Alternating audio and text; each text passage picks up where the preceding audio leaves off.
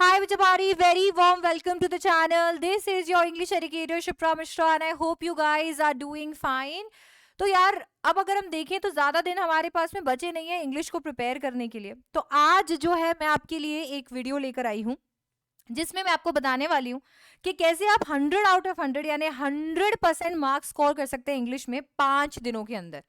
तो आगे आपके पास 5 दिन है और इन 5 दिनों के अंदर डे वाइज मैं आपको बताऊंगी कैसे आप अपने सिलेबस को खत्म कर सकते हैं और कौन कौन से रिसोर्सेज आपके काम आएंगे और वो कहाँ मिलेंगे वो भी हम डिस्कस करेंगे।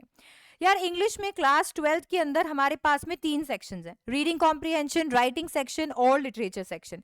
देखो यार रीडिंग कॉम्प्रिहेंशन में मुझे पता है कि मैं जितने ज्यादा क्वेश्चंस बेटर अप्रोच, जो अप्रोच हम लोग ऑलरेडी रीडिंग कॉम्प्रिहेंशन की सीरीज में फॉलो कर रहे हैं, अगर उसी अप्रोच से रीडिंग कॉम्प्रिहेंशन को प्रैक्टिस किया जाए तो हम बहुत अच्छे से इसे कर लेंगे। टाइम कंज्यूमिंग हो सकता है पर प्रैक्टिस के साथ में वो भी वर्कआउट किया जा सकता है। राइटिंग सेक्शन की अगर हमारे पास बात आती है तो राइटिंग सेक्शन एक ऐसा सेक्शन है जिसकी प्रेपरेशन के अंदर आपको चाहिए एक तो वन शॉट, ठीक है, जिससे आप पूरा राइटिंग सेक्शन के सारे फॉर्मेट सब कुछ एकदम अच्छे से कर लो। और इसके एडिशन के अंदर आपको यहाँ पर चाहिए सॉल्व पीवाईक्यूज, ताकि आपको पता हो कि कैसे क्वेश्चंस पूछे गए हैं और उनके आंसर्स कैसे लिखे जाते हैं। आप जितना ज्यादा सॉल्व पीवाईक्यूज पढ़ेंगे उतने ज्यादा वर्ड्स आपके दिमाग में फीड होंगे, उतना ज्यादा सेंटेंस फॉर्मेशन आपके दिमाग में फीड होगा और उतने बेटर आंसर्स लिखने की आप पोजिशन में होंगे। अगर हम लिटरेचर की बात करते हैं तो लिटरेचर के अंदर आपको चाहिए स्टोरी से रिलेटेड सारे एलिमेंट्स क्लियर, चाहे आपका थीम हो, टाइटल हो, आपकी स्टोरी हो, आपके कैरेक्टर्स हो। एंड देन इसके बाद में आपको ये पता होना चाहिए कि कैसे क्वेश्चंस पूछे गए, अगेन सॉल्व पीवाईक्यूज के इनके आंसर्स कैसे लिखे गए, ताकि आप उनसे रिलेटेड वोकैबुलरी और सेंटेंस स्ट्रक्चर को दिमाग में रखकर एंड ऑफ कोर्स अपने आंसर्स बेहतर बना सकें। अब ये चीजों को ध्यान में रखते हुए एक बात तो क्लियर है कि हम लोगों को वन शॉट्स चाहिए, हम लोगों को सॉल्व पीवाईक्यूज चाहिए, है ना। ये दो चीजें तो हमें चाहिए ही चाहिए ताकि कॉन्सेप्ट क्लैरिटी के साथ साथ में हम लोग ये सॉल्व पीवाईक्यूज देखकर और बेटर अपने आंसर्स बना सकें। तो देखो यार डे 1 पे आपको क्या करना है, आपको सबसे पहले तो फ्लेमिंगो प्रोस उठा लेना है। अब इसका वन शॉट जो है वो चैनल पे ऑलरेडी मैंने डाला हुआ है। अगर आपके पास में इतना टाइम है कि आप आठों के आठों चैप्टर का सिंगुलरली वन शॉट देखना चाहते हो तो वो भी यहाँ पर अवेलेबल है।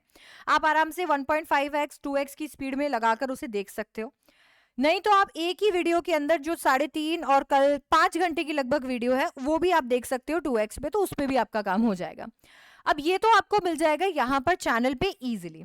अब इससे जुड़े हुए जो इसके शॉर्ट नोट्स हैं जो आपको खोल के रखने चाहिए अपने पास, ताकि से आप सुनते सुनते उन्हें देखते भी जाओ, ठीक है। क्योंकि आप जब पढ़ रहे होते हो आपके पास टाइम कम होता है, तो आप पहले वीडियो देखो बाद में जाके शॉर्ट नोट्स पढ़ो, इतना समय नहीं होता।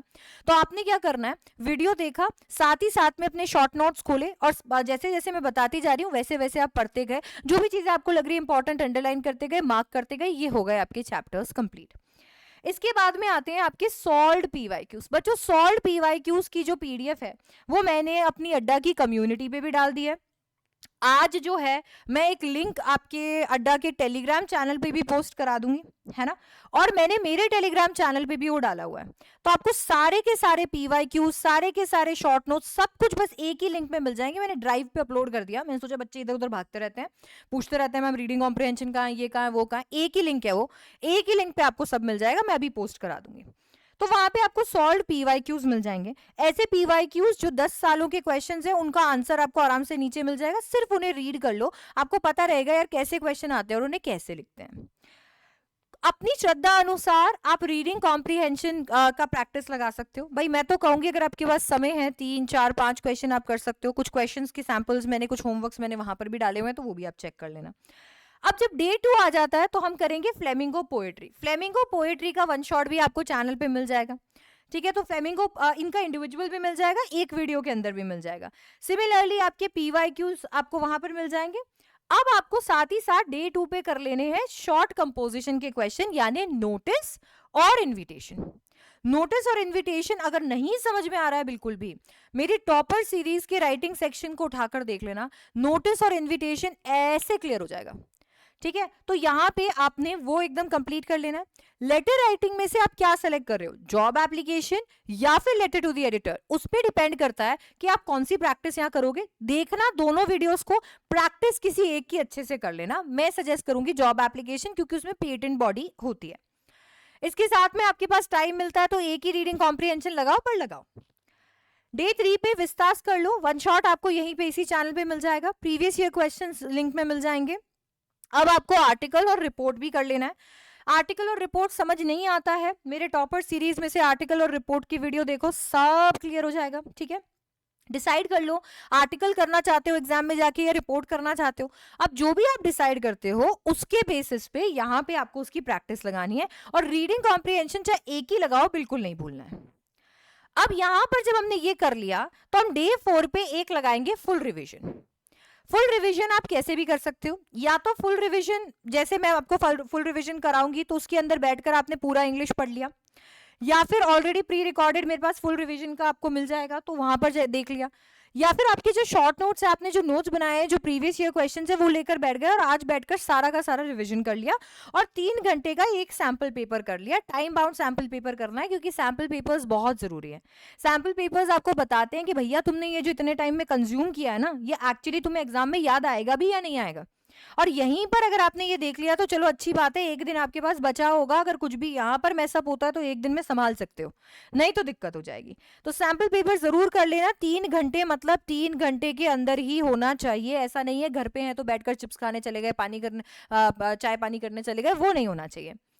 लास्ट डे पे एक और सैंपल पेपर लगाओ, चाहिए तो सीबीएसई का ही पेपर लगा लो, ये भी सीबीएसई का पेपर लगा लो, ये भी सीबीएसई का पेपर लगा लो, ये वाला सीबीएसई का पेपर सैंपल पेपर लगा लो, ये वाला लगा लो तुम एडिशनल पेपर। ठीक है, अब ये दोनों पेपर्स जो है कंप्लीट कर लिए, और लास्ट में जाने से पहले कि ठीक है अब आपका फिनिशिंग टच हो गया, इंग्लिश आपका कंप्लीट हो गया, चीट शीट्स जो कि मैं आपको प्रोवाइड ऑलरेडी कर चुकी हूँ, आपको टेलीग्राम पे भी मिल जाएगी, हर जगह मिल जाएगी। चीट शीट है, हैंड रिटन सब कुछ लिखा हुआ है। ये चीट शीट के अंदर एक बार चीट शीट का रिवीजन लगा लो, आपको सारी बातें उसमें लिखी हुई होगी पूरे के पूरे सिलेबस की, तो वहां से आपको मुझे लगता है आधा पौन या 1 घंटे के अंदर अंदर सारा का सारा जो कॉन्सेप्ट है इंग्लिश का वो क्लियर हो जाएगा।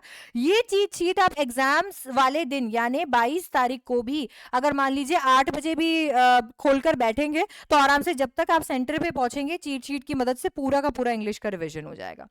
ठीक है, तो 5 दिन के अंदर अब आपको इस तरीके से आपके इंग्लिश के सिलेबस को खत्म करना चाहिए, है ना। रिसोर्सेज कहाँ मिलेंगे मैं ऑलरेडी बता चुकी हूँ, वीडियोस एब्सोल्युटली फ्री है चैनल पे, तो चैनल को कर लो सब्सक्राइब, और जितने भी आपके नोट्स हैं, पीवाईक्यूज हैं, एक्सट्रैक्ट बेस्ड पीवाईक्यूज हैं, आपके वर्ड मीनिंग्स है, ये सारे के सारे जितनी भी पीडीएफ्स हैं वो मैंने एक ही ड्राइव लिंक में डाल दी है, जो ऑलरेडी मैंने टेलीग्राम पे डाल दिया है, और अड्डा के टेलीग्राम और कम्युनिटी पे भी मैं पोस्ट कर दूंगी। Okay, that's it from my side in this video। ऐसे और वीडियोस के लिए चैनल को सब्सक्राइब करो और ढेर सारा शेयर करो इस वीडियो को अपने फ्रेंड्स के साथ में, and I will see you in the next one. Bye bye, take care.